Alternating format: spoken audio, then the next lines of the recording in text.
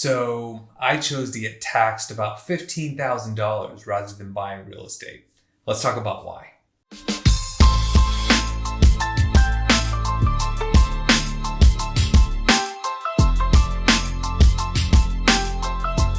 Okay, so as I've mentioned in previous videos, I do what's called a 1031 exchange. That is when I sold one of my investment properties, and instead of getting taxed on the capital gains, I reinvested that money into other properties. In this case, through a business partner, I bought a fourplex in Nashville, and I had on my own bought a triplex in Birmingham, Alabama. Now, I still had some money left over that I was going to get taxed on, so I made the choice to go ahead and just pick up a single family home because it was a good price, and after a couple of years I can sell it and then buy really what I want. The idea was more about the tax savings.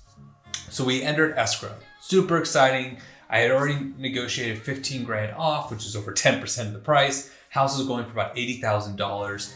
It's a 4-bedroom house, already had tenants paying $900 a month, which we learned afterwards, which the numbers kind of broke even, but the market was showing that rents were really about $1,050 to $1,100 a month. That's a 16% growth in rent in just over a year. So we enter escrow, yay, and we start to learn more and more about the property. So first and foremost, the tenant wasn't paying the gas bill. We knew that because there was a lock on the gas meter. Now, when my realtor out there, shout out to Jeremy Galloway, he did a fantastic job.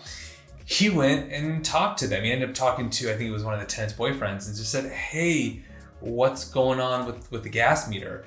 And he said, oh, she's falling on some hard times. So that's already a flag to me that the tenant may be due to either move out, maybe have to do eviction if she stops paying rent.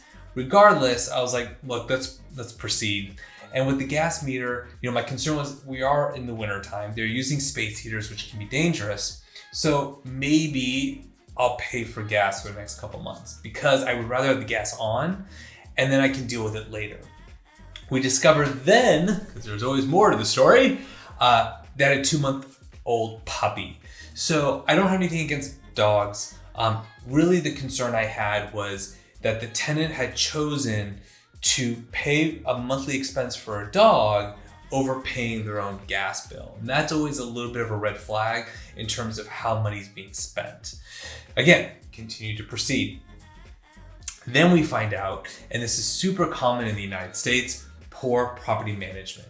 The landlord, out of the kindness of their heart, had given back their deposit, the full deposit after 1 year living there. That means I have a tenant with a dog, with multiple people living there, that could essentially destroy the place, and I have no money to cover those expenses. So that was another red flag.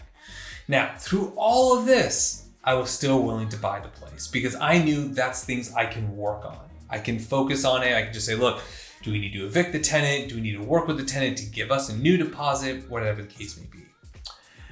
But then things went south really fast. So on the back of the property, it was a raised foundation. There was a piece of plywood that was painted the same color as the house. No one thought anything of it, but the appraiser went by, right? So whenever you get a loan, an appraiser has to come out and take a look to make sure the value's there. Good news is it actually appraised higher than we were in escrow for. So awesome, I got a good deal. Problem, the plywood fell off and there was a giant hole in the back of the foundation. Major red flag, major health and safety. The appraiser also cited other aspects of the home that needed to be fixed prior to closing. Now, me, trying to be the reasonable guy that I am, had already negotiated a credit towards some other future repairs. So I told him, like, look, keep the credit and just get this work done, right? Because to me, that's the priority. Well, here was the seller's response. One, they're willing to fix it. They're willing to take it out of the credit, but anything above and beyond the amount the credit was for, I had to pay as a buyer. Not my problem. I'm not going to pay that difference because I also have no control over the situation. So that was red flag number one. Red flag number two, they wanted me to sign a guarantee that I would buy the property. Now, here's the thing with buying real estate. You have certain reasons to back out. Loan, appraisal, inspections, whatever. And in this case, had they done the work, I would have been forced to buy it because they would have met the appraiser's guidelines, which means they would have met the lender's guidelines. So I was already obligated to. But what they meant was they wanted more than just my deposit. They wanted me to make sure I bought the property. And in that same communication, they flat out said, if you don't buy it after we've done the work, we will file a lawsuit to force the sale. That to me was it. Use the L word, lawsuit. That's a big problem because it tells me a couple things. One, they might be hiding something else about the property. Two, they have no problem being super aggressive up front when I've only done nothing but show signs of good faith. And three, they're just jerks, and that's just not who I do business with. I'm one of those people where I'm not a very energy focused person, but at the same time, I want to make sure I'm on the same level with the people I'm doing business with. And if you're starting to say lawsuit here, force a sale there, we want this in writing, that in writing, then we have a big problem. And here's the caveat. I had my realtor get a quote to do the foundation work. It was like $2,000. The credit was for $8,000.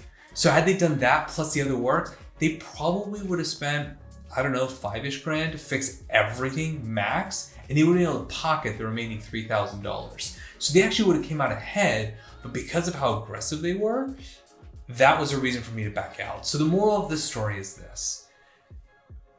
Whenever you're doing business, you have to think about your bottom line and what's in your best interest. And if there's financial consequences to that, so be it. At the end of the day, I may have lost around $15,000 in capital gains tax, but I would have had to spend tens of thousands of dollars, and who knows what else I would have discovered, right? Repairs to the house, evicting the tenant. I actually more likely came out ahead. And that seller is now stuck with a problem. They have a tenant that's on the verge of not paying rent. They have major foundation issues to where now no one can buy it with traditional financing. And three, God knows what else, right? Whenever you have a property that's in this type of shape, if that's bad, who knows what else is bad? Plumbing, electrical. Because remember, even though we do home inspections, even though we have chimney inspections, all these different types of inspections, they can't see everything, right? They can't see behind walls. And so that seller is in for a real treat because they don't realize the mess they have in their hand, and they could have easily passed it on to somebody else, but didn't realize the big picture. So that's the moral of the story is not every deal is a great deal. I know that was two morals, but you get the idea. So I'd love to get your thoughts. Do you think I shouldn't have backed out? Do you think backing out was the best move? Go ahead and comment below. Don't forget to hit that subscribe or follow button depending on where you're watching this, and you have a great rest of your day.